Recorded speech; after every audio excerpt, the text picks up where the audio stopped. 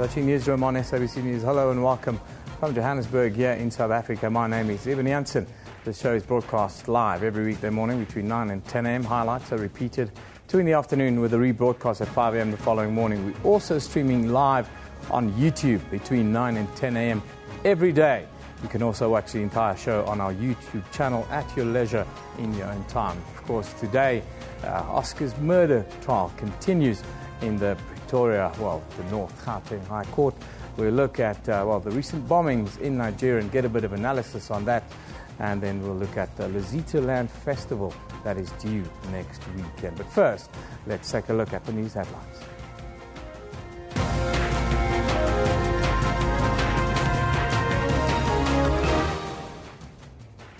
A former police forensics expert will continue his evidence today in the trial of Oscar Pistorius.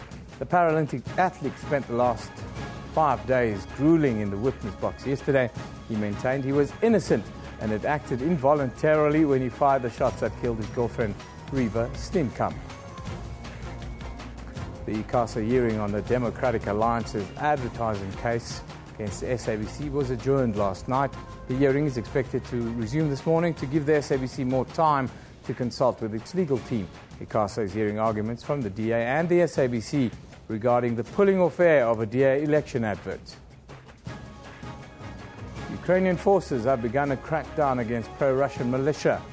Military action against them has been limited since the announcement of a special operation against them yesterday, and no reports of actual fighting have been received. But the Ukrainian authorities' decision to fight back has pushed the country closer to a possible civil war.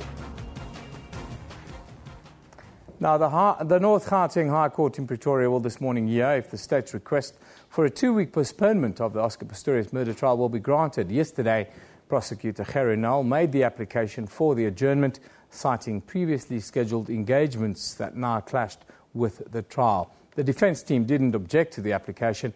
Joining us, as always, from the North Gauteng High Court this morning is our reporter, Griselda Lewis. Good morning, Griselda.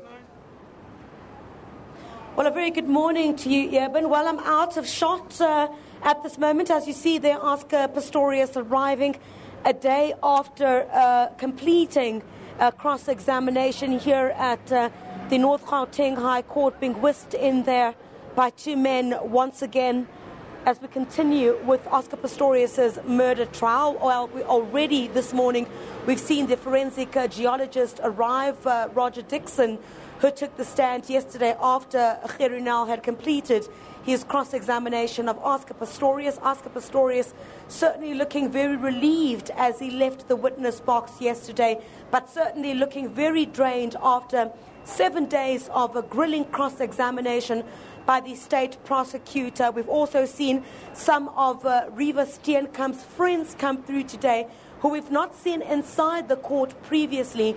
The modelling agency that Reva Steenkamp was associated with, we saw some of those friends of hers and colleagues walk inside this door just a few minutes before you came on air, Eben. You told us about Oscar's arrival and so forth, and him finishing yesterday with exhausting cross-examination. What's been the sort of mainstream reaction to his period that he spent on the stand? Well, from the discussions we've been having here outside court, I think we all agree that it certainly has been a very frustrating 7 days for Oscar Pistorius as he's had to relive the events of what led to him shooting and killing Reva Steenkamp. But speaking to analysts, certainly, they're saying that this certainly has done a lot of damage to Oscar Pistorius' case, in the sense that we've picked up several contradictions in Oscar Pistorius' story about what he says happened on that morning. You recall during cross-examination how he broke down several times. He couldn't remember some of the things that took place when the state prosecutor, Gerrie Nel, was grilling him about the events of that morning. Analysts are basically saying that it it was set definitely to be quite a big risk to get Oscar Pistorius on the stand, but the defense had no choice but to put him there for him to relay the version of events. He's been accused over the past 7 days of tailoring his evidence, of even lying about the events of what happened on that day, and having selective amnesia about what to tell the court, critical aspects of the case that Oscar Pistorius says he does not remember. So really, it's been a very tough 7 days for Oscar Pistorius. Analysts are now saying that the defense will really need to pull up its socks if it wants to keep Oscar Pistorius out of jail. We saw now with the introduction of the forensic geologist, Roger Dixon, where now the defense is trying to poke some holes in the testimony of some of these state witnesses. Yesterday we already saw that Roger Dixon, who did sound tests and light tests at Oscar Pistorius' home, is now trying to deal with the aspect of whether Dr. Stipp, who you will know was one of the state witnesses, what he testified was hearing sounds coming from Oscar Pistorius' home and saying that there was a light that was on. So they would want to derail that testimony and also discredit the evidence or the testimony that Dr. Stipp gave about the sounds and whether Dr. Stipp could actually see what he claims he saw from the direction of his home. Griselda, just tell us about the next phase of the trial. What do we expect? And then also there'll be a ruling on an adjournment this morning. When and how long do we expect that to last? Well, this morning we're expecting forensic geologist Roger Dixon to continue with his testimony, to give details. As you saw yesterday, he was already giving details about the magazine rack, how Reva Steenkamp could have sustained the wounds on her back, and basically going back to the toilet cubicle. We're expecting him to continue with that. Then he, of course, will be cross-examined by Gerinel. And then afterwards, I'm sure we'll get another witness to be called, but we don't know if that will happen or whether there will be a postponement. Yesterday, you will recall, the state had put in an application to have the case postponed later this week. We're expecting that postponement to take place tomorrow, Thursday. And then Judge Masipa said she would apply her mind yesterday and give a reply this morning about how long the case will be postponed for. But we're expecting 2 weeks. Maybe we'll return shortly before the election or after. Thank you very much, Griselda Lewis. That's Griselda Lewis at the High Court giving us another update. Now, just to recap, a former police forensics expert will continue his evidence today in the trial of Oscar Pistorius. The Paralympic athlete spent the last of 5 grueling days in the witness box. Yesterday, he maintained he was innocent and had acted involuntarily when he fired the shots that killed his girlfriend, Reva Steenkamp. Pistorius has spent a nerve-wracking and agonizing week here on the stand. Under relentless cross-examination, his testimony has been contradictory. The state believes he killed Steenkamp in a fit of rage and is now reshaping his version to stay out of jail. On my argument, the court will make the following findings, and that it will be my argument. Reva ate within 2 hours of you having shot and killed her. That's incorrect, my lady. Whilst Reva was awake and eating, Mrs. van der Merwe heard argument, and that is what she referred to. I'm putting to you that Johnson, Berger, and both Stipps heard Reva's blood-curdling screams, not yours. I don't agree, my lady. That they heard that when she escaped from you.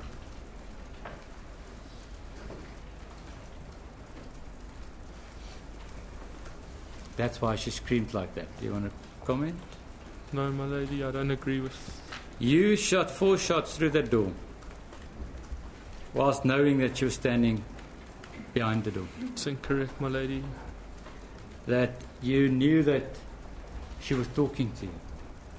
That's incorrect, my lady.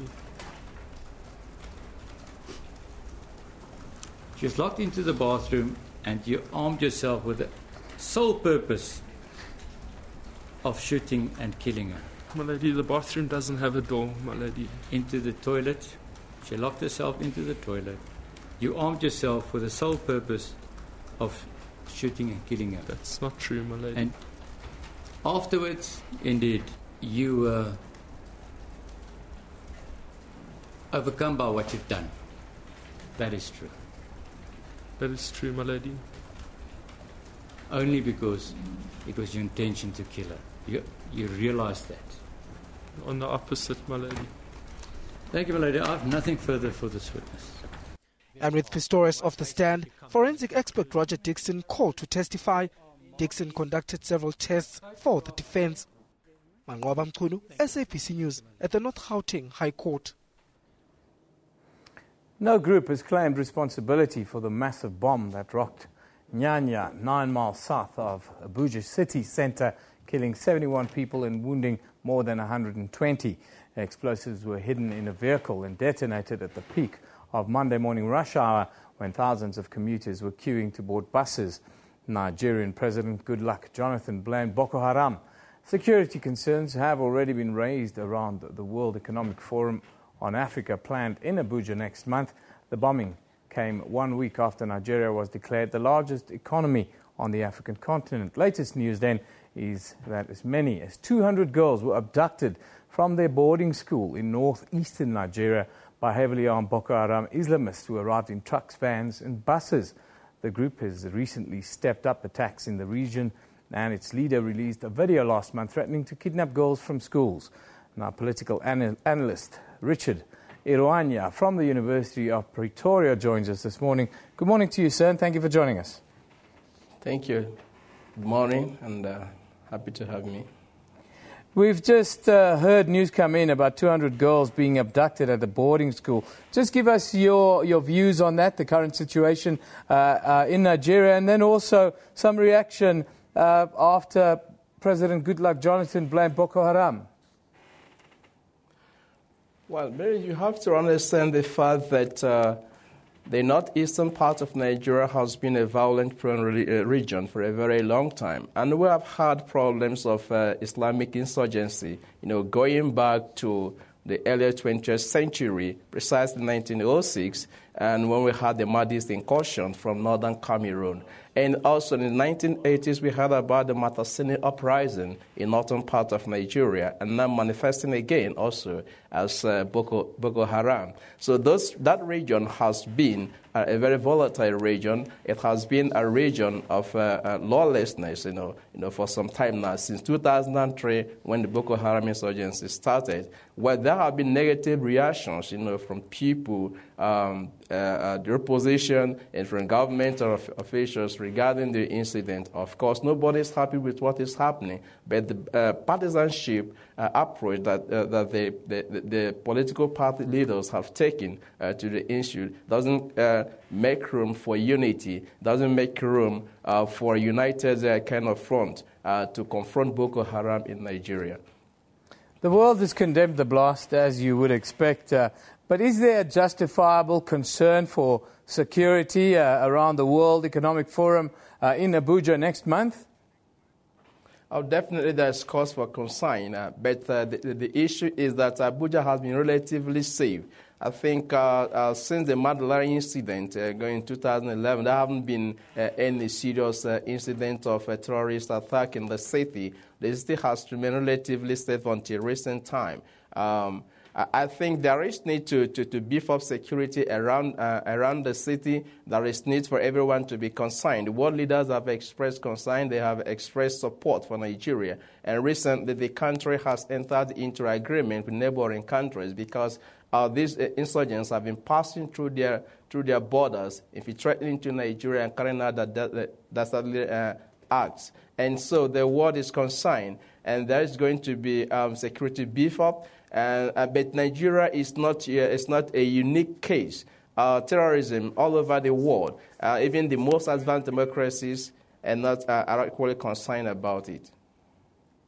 Do you think the government still has the situation under control in Nigeria, and should they maybe not think of changing strategy in dealing with insurgency? Well, I think the strategy that the government has adopted is working fine. The insurgents has been the the insurgents have been constrained and to a particular region of the country. They're not widespread as was the case, when the campaign started. So what we are witnessing now is a kind of an abnormality, is a kind of a lapse of security in the city. The government has this under control, and I think going forward they will come up with new strategies. But the government has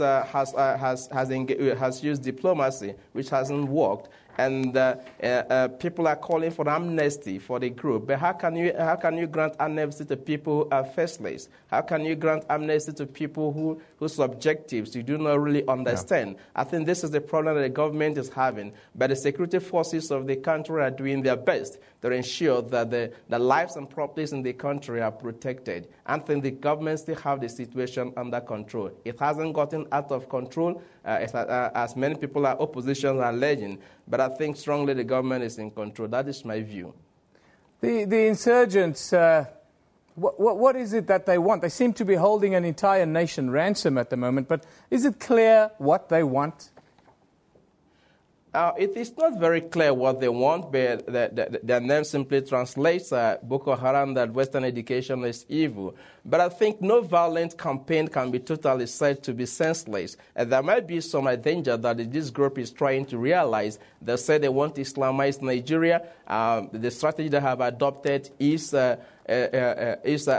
bombing, instant bombing, attack, kidnapping, and murder, and what have you. They might have an objective, but the objective of destabilizing Nigeria seems to be one. But I think going back forward, you'll understand that there is this small minority in that part of the country who believe in the continuation of Usman Dan Fodio jihad, and who are motivated by religious ideology, who are motivated by their own beliefs, worldview. And I think this is stronger than what many people are alleging to be maybe backwardness and socioeconomic conditions. I think it goes beyond that, because these are highly motivated individuals, and their membership is multinational. We have members coming from Cameroon, you have Chad, you have Malians, you have Sudanese, and Nigerians also participating. And so the nature of the organization makes it difficult for one country to confront. And that is why the government has adopted a regional approach to the situation. And the conflicts in Sudan, the instability in Chad, the instability in Mali and Niger, and Sudan also is feeding into the conflict, into the insurgents. And Libya, of course, where a lot of weapons are now in circulation. We have been trafficking of illegal weapons. And these are the things that's making the conflict to escalate or embolden the insurgents. They have access to arms. And because of the porous borders that we have, a lack of resources to adequately protect the borders, both in neighboring countries or even in Nigeria also, is contributing to the crisis that we are witnessing in Nigeria. And if time is not taken, it might escalate more than this. Thank you very much for joining us today. That's political analyst Richard Iruhanya from the University of Pretoria, putting us in the picture as to what is happening in Nigeria at the moment. Let's take a quick look at what you are talking about on social media. Carla Beneker says, it's 6:48 here in Pretoria and I'm already at the High Court with my sister. We are here on behalf of all the supporters. Oscar Pistorius, we love you, she says. Emily Baker says, all these people with balloons saying hero outside the court, disgusting. She says, he killed someone nonetheless. There you have both sides of the coin. Undlovu Kazi says, from Oscar Pistorius' account of events, seems Riva was both deaf and mute during the whole ordeal. She died without hearing or saying anything. Interesting view that. I think Oscar Pistorius intends to keep the hostage going on so long that by the time he's found guilty, prisons won't exist anymore, says Rowena. Flex Fan says Oscar Pistorius says Riva made no sound in the bedroom or in the toilet while he ran around screaming. No gasp, no cry, no don't shoot at me. Legitimate question at SABC Newsroom. That's where we want you to send your contributions to. Of course, on the red line, as always. Now, let's have a look at what is happening on our Facebook page right now. There, the latest on all the stories dominating social media this morning. You'll find the latest statistics on the Oscar Pistorius murder trial compiled by Data Driven Insights South Africa. Also, the latest articles and photos on the trial.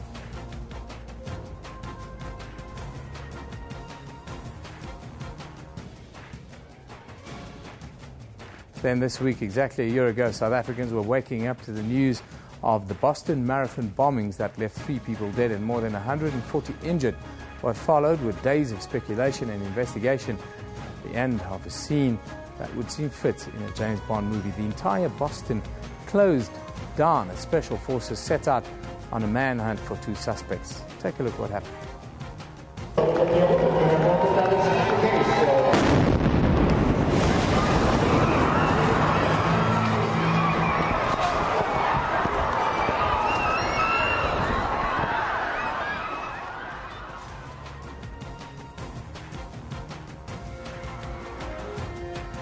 That was the Boston bombing exactly a year ago. 3 dead, more than 140 people injured in that attack. We're going to take a short commercial break. When we come back, more right here on Newsroom.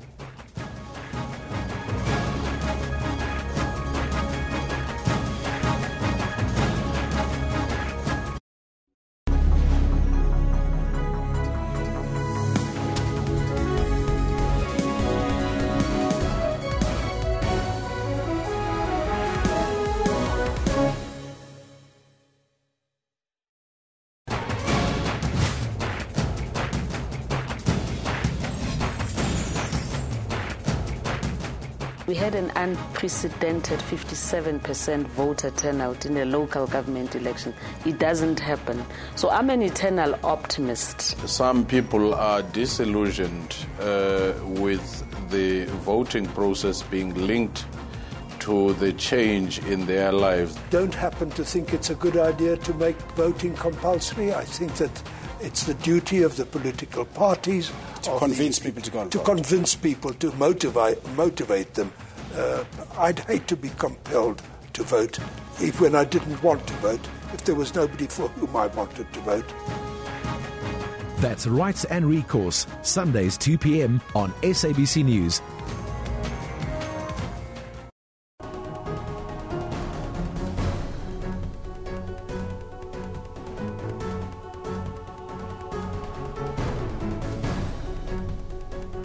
You missed the Oscar Pistorius trial? Watch the update and highlights of key moments in the trial on SABC News Channel 404 every night at 9 o'clock and at 5 a.m. All local, all global, all the time.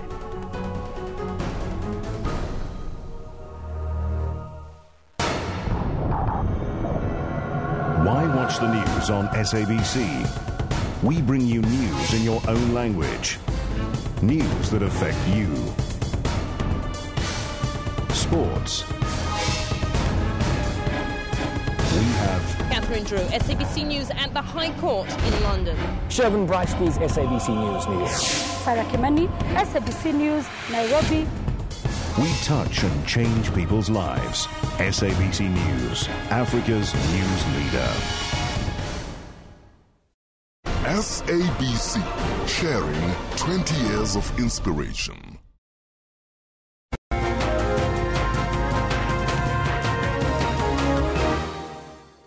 Welcome back. This is Newsroom on SABC News. Traffic authorities in Limpopo province are bracing themselves for huge traffic volumes this coming long weekend, as thousands of Zion Christian Church members will be travelling for the Easter pilgrimage at Moriah City. MEC for Roads and Transport, Lehlohonolo Masocha, yesterday launched the provincial 2014 Easter Arrive Alive campaign. The theme for this year is celebrating 20 years of efficient, reliable and safe transport services. He joins us in our Polokwane studio. Good morning to you, sir. Thank you for joining us. Good morning and thanks for having us. Just tell us about the campaign and then the preparations that you guys are making for the coming Easter long weekend in the province. Indeed, yesterday we have officially launched our Easter Weekend Arrive Alive campaign. Of course, under the theme celebrating 20 years of reliable and safe and efficient transport services. And during this period, we are pleased that we have succeeded in the last 5 years to bring down the statistics in terms of fatalities on our road. Although we're not satisfied with the reduction that has happened, we would appreciate if at some point we can have 0 fatalities totally, because we have brought the number from 31 in 2009 to about 16 last year, which is about half, which is bringing us closer to our global call of the decade of action for road safety, wherein by 2021 to reduce the road fatalities by half in their totality, not only focusing on the Easter weekend. And our campaign yesterday was anchored on 5 pillars, which would, one, deal with the issue of traffic police visibility on the road, dealing with the issue of intensifying laws enforcement, dealing with the issue of continuing to educate the motorist on the road as the third pillar, but fourthly, to deal with the issue of highlighting the importance of safe and reliable road infrastructure in line with the work that we are doing as a province, and lastly, dealing with the sketch of corrupt tendencies within the traffic police fraternity. Are you getting enough cooperation from the public with this? As it seems as if in some cases around the country, the public don't always cooperate when it comes to, especially this time of the year. We do enjoy the support and the cooperation of members of the public. And of course, there are isolated incidents of individuals who think they can continue to break the traffic rules and cause terrible road crashes on our roads and kills innocent people. Those are the people that we intend to deal with quite severely. And I must also say that the cooperation, we're not only receiving it from members of the public, we're getting cooperation from the South African police services, we're getting cooperation from the Road Traffic Management Corporation, which is working jointly with us. And one of the things that we have done, we've announced yesterday, is the launch of what you call the 24/7 N1 brigade, which we have launched officially this morning, wherein on the N1 road from the border with Gauteng up to the border with Zimbabwe and Beitbridge, we will be deploying an elite team called the N1 brigade that will be dealing with incidents on the freeway that is connecting Gauteng and Limpopo, the city of Polokwane, but also proceeding to the border with Zimbabwe and Beitbridge in Messina. And what is your message ahead of this coming long weekend to commuters that will be travelling to the province?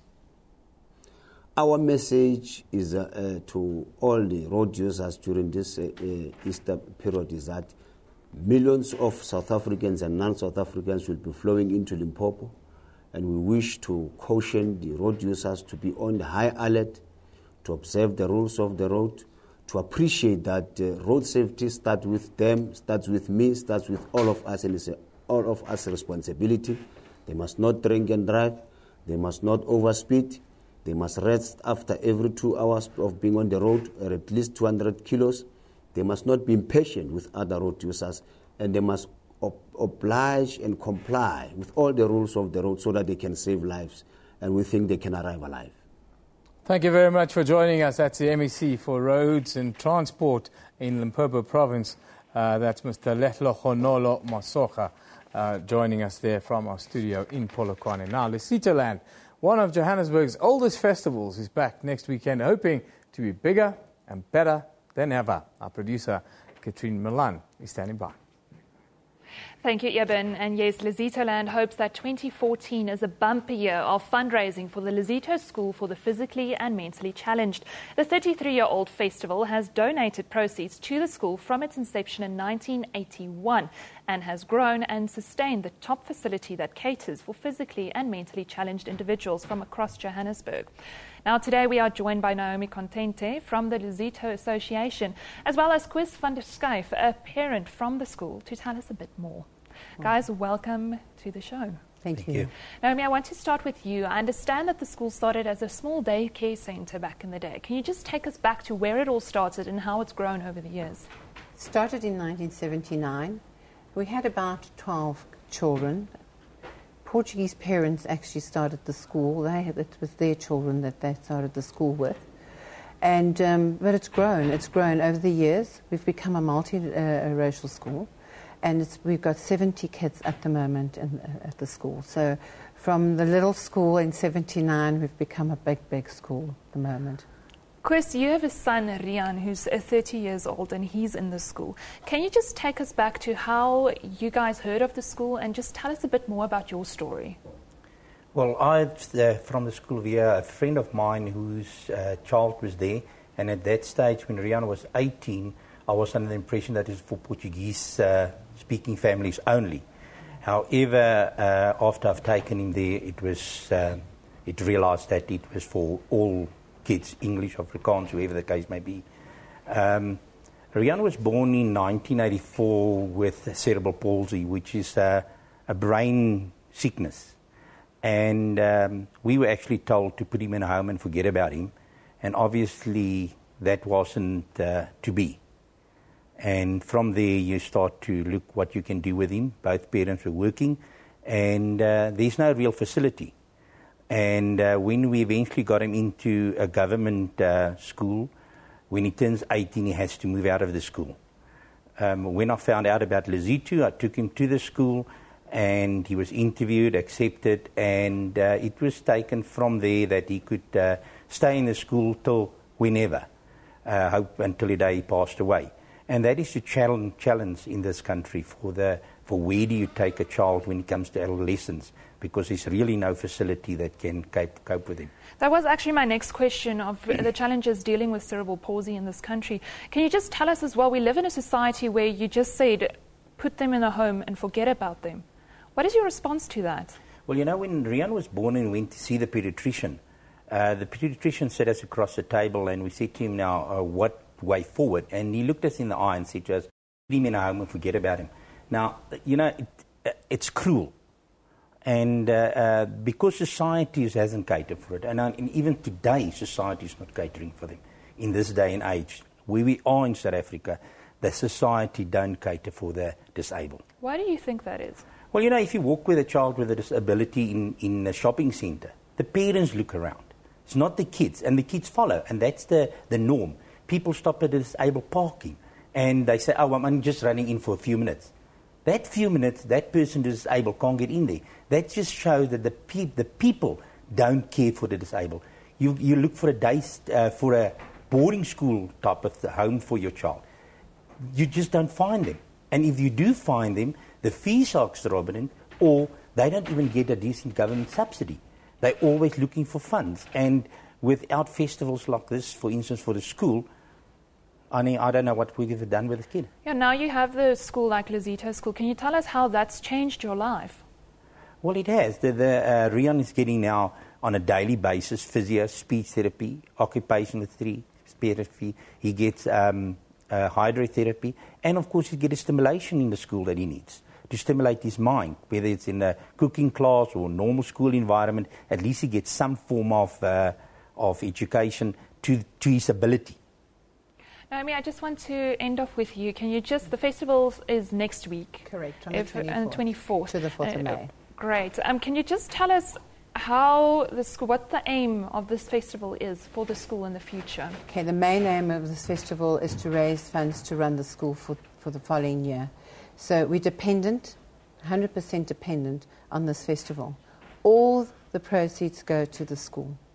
They don't go anywhere else. So it's got to be a success, otherwise we're in trouble. We have to have the funds to run the school. And then just to the details, people who want to get involved, who want to attend the festival, how can they do that? They can. The festival, we're on the website, we're on the web, we're on Twitter, and we're on Facebook, so anybody can go through. And anybody wanting to help, they can come through one of the media and contact us. We'd be very pleased. Guys, thank you so much for joining us. And that was Naomi Contente from the Lesotho Association, as well as Koos van der Schuyf joining us to talk about the Lesotho School, who cares for the physically and mentally challenged individuals in Johannesburg. Now, the festival is next week. More information is available on our Facebook page as well as Twitter. Handing back to Eben, who will take us to court. Well, thank you, Katrin. I'm not sure court has started yet, so let's kill a few minutes by taking another look at what you are talking about on social media. Court might be a little bit late even. There's a ruling this morning that we're expecting. Montanique says, besides the pic of Reeva Steenkamp's head wound, the pic of the guy giving Oscar Pistorius flowers and a hug is the creepiest I've seen so far. I shudder, says Montanique. The Oscar Pistorius prosecutor, Gerry Nal, is tough. I bet he eats lion meat, has a machete under his robes, and run a fight club. Hashtag Kherinal. That's Ashad Nazir. Mandy Wolfpack says, Oscar Pistorius never heard Griever get out of bed, use the restroom, flush a toilet, or scream, but heard would move. That's putting the case right out there. Shiham Norden says, who goes and sleep with a loaded gun under the bed? Only Oscar Pistorius. I think there might be a few other South Africans that does that also, my dear. James Grant says, if you're confused, it's because you have been paying attention. It's not clear what Oscar Pistorius' defense is right now. Well, is the court on, Eugene? Well, the court is not on. So send us your comments there at SABC Newsroom on the red line. That's on Twitter. Of course, you can also interact with our Facebook page. You get all the latest updates from all around on all the stories that we do on the show, but also some of the other stuff that we don't broadcast. You're watching Newsroom on SABC News.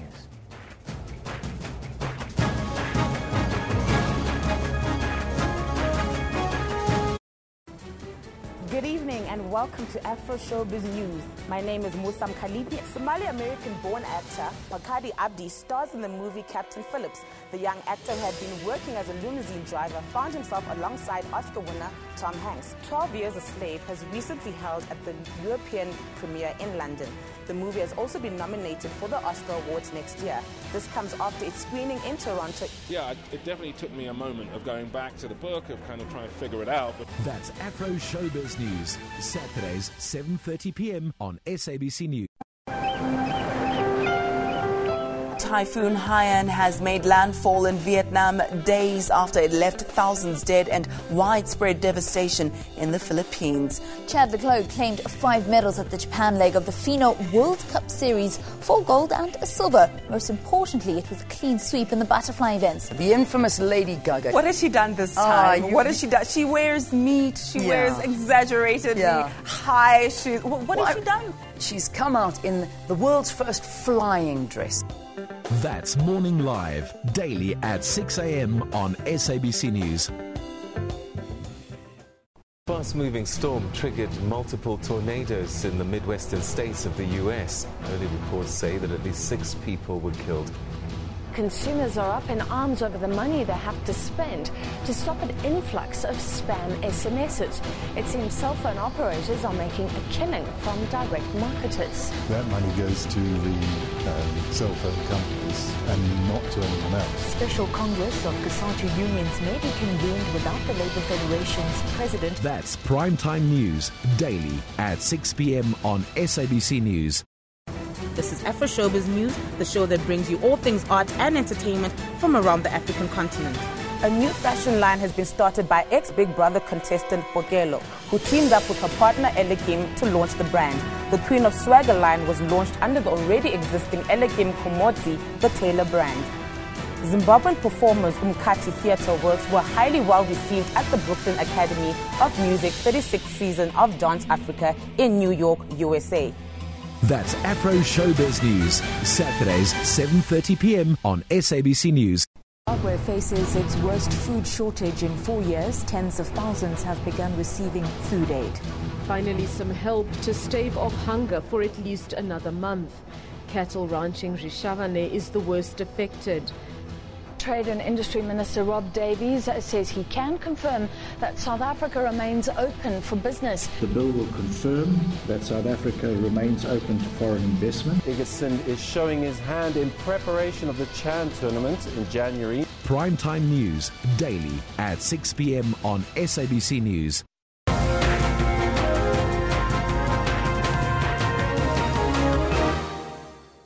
Well, court suffered a 10-minute delay this morning because Judge Masipa was a little bit late out of chambers. It seems that she was still applying her mind after yesterday's application by Kherinal for a 2-week adjournment of the case. Let's go and hear what Judge Masipa has to say about this very request right now. In addition to the above, I have considered the degree of progress which has been made in this case. The record runs into almost 2,000 pages, and that excludes the bail application and the various exhibits. Much of the evidence is technical evidence from expert witnesses. There is a lot of reading to be done, and my assessors and I will use the break to work on the record. I urge counsel, who will be going on holiday, to take the record with them and find some time to do some work. In my view, that will somewhat curtail the time that might be needed to prepare heads of argument and to write a judgment.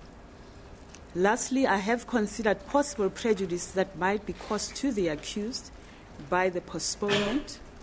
It is so that an accused is entitled to speedy justice.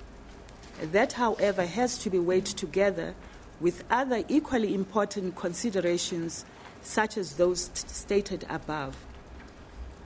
One consideration in this case is that the postponement is only for 7 working days, which period is not unduly long in my view. That can hardly cause the accused any prejudice, especially since he is out on bail. Having regard to the above, I'm satisfied that the case has been made out for the postponement. For that reason, the application as sought by the state is granted. As the court pleases. As the court pleases. I just want to mention one other thing. I am aware that the date of the 5th of May may not be suitable to everybody, since the 7th of May is an election day, but we are pressed for time, so we cannot take longer than 7 days. As the court pleases. As the court pleases, my lady. Mr. Dixon, you're still under oath? Yes, my lady. Thank you very much. Thank you, my lady.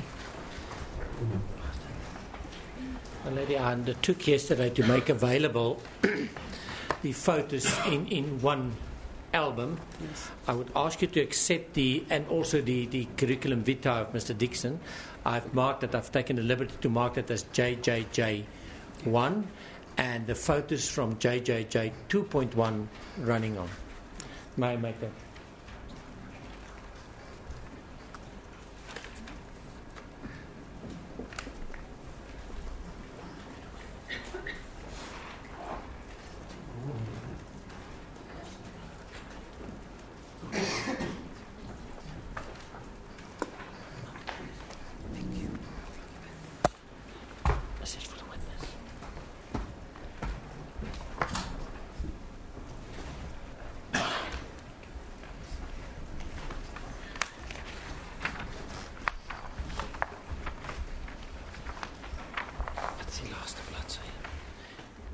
Mr. Dixon, if I did, you have in front of you triple J 2 marked from 2.1 onwards. If you go to the last page of that,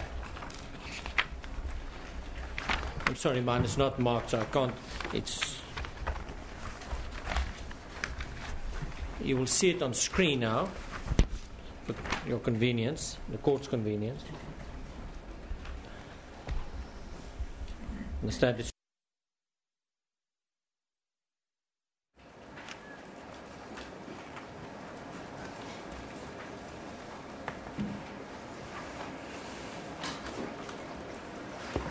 And my lady, it would be the last photo in triple J2.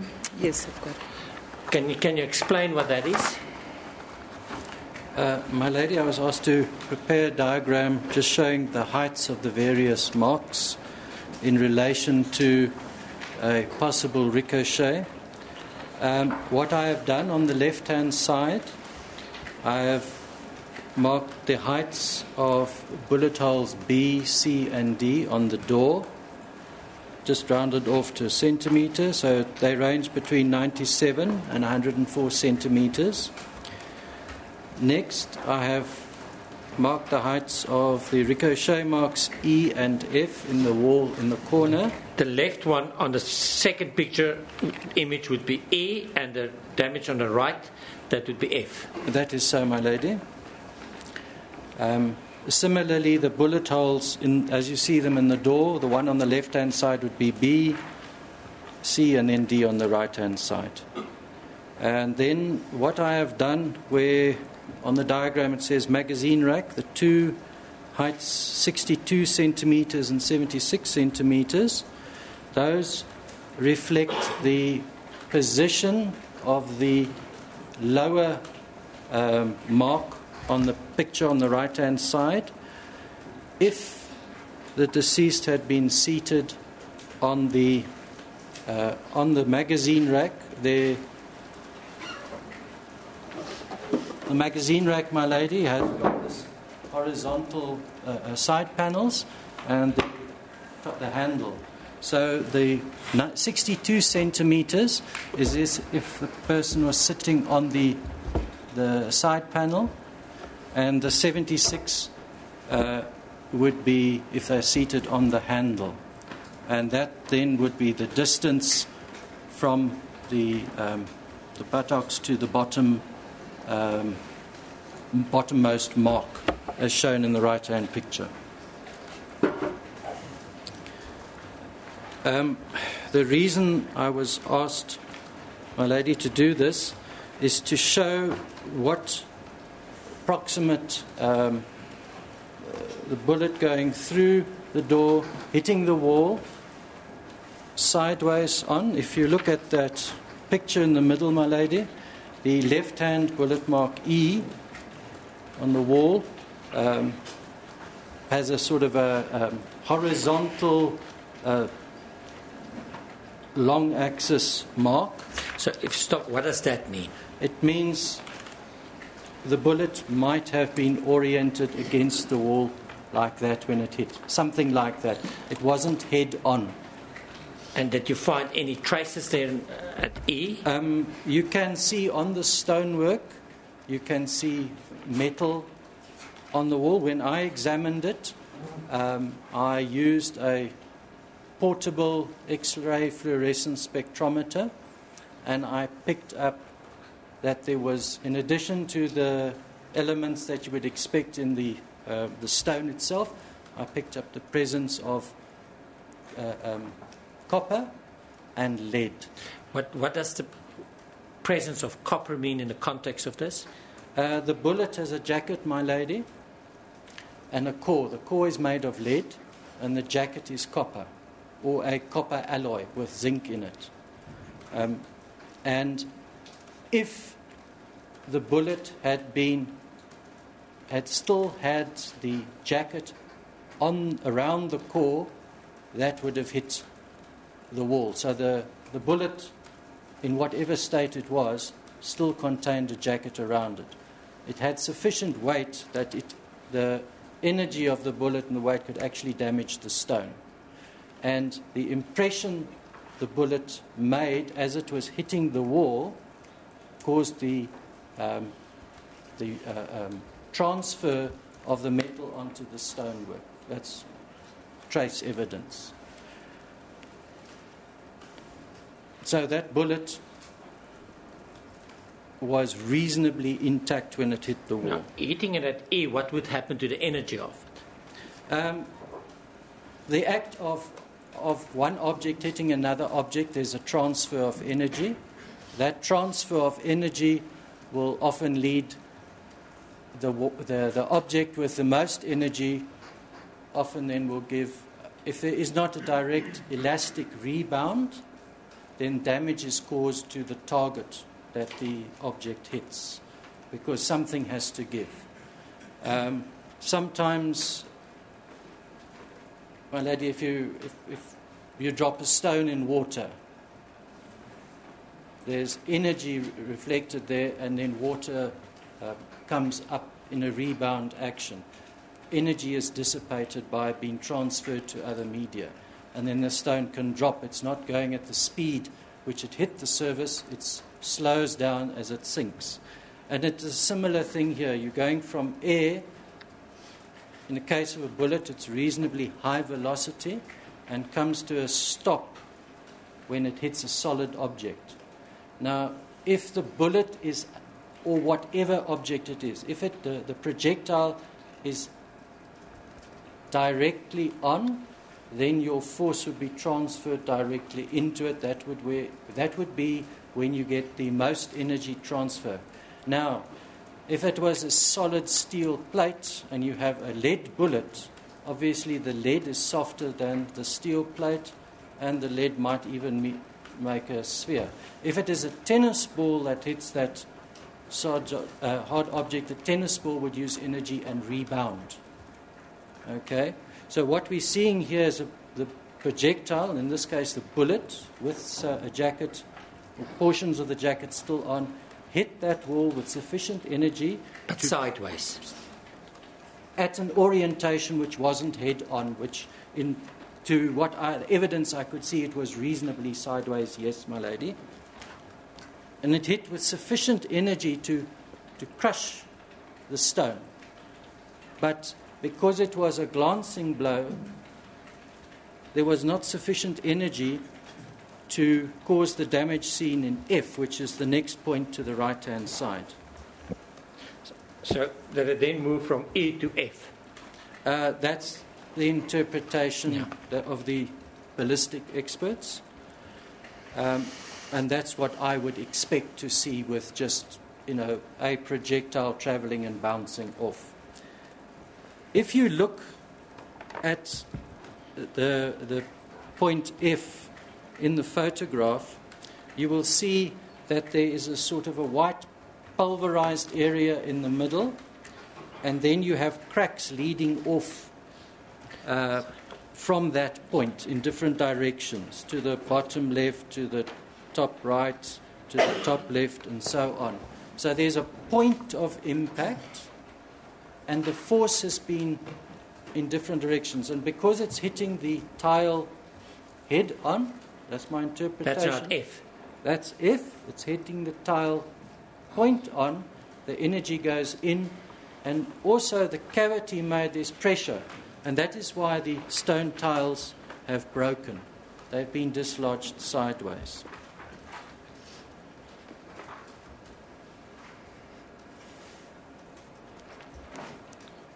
After... Now, you've got the height there on the diagram at the bottom. Mm-hmm. The first height, the 104 to 97, would be either B, C, or D. That is the holes in the door. Yes, that's the height measured from the floor to the bullet holes. And similarly for E and F, that is the height, approximate height from the floor to the bullet holes, the ricochet marks. My apologies. Okay, what I did then... What would be the energy of the bullet now? It's hit E and it ricocheted to F. What is the position then with that bullet, the projectile? Every time an object contacts another object, it's travelling, it will transfer some energy, so its speed will be reduced. The amount of energy will be reduced. Okay? So if this projectile, it's the same one that hit E and F, and also went through the door at either B, C, or D, each time it interacts with a target, it is losing energy. So, in this case, by the time it reached F, it would have hit, that would be the minimum third target that it's interacting. So it is losing a lot of energy.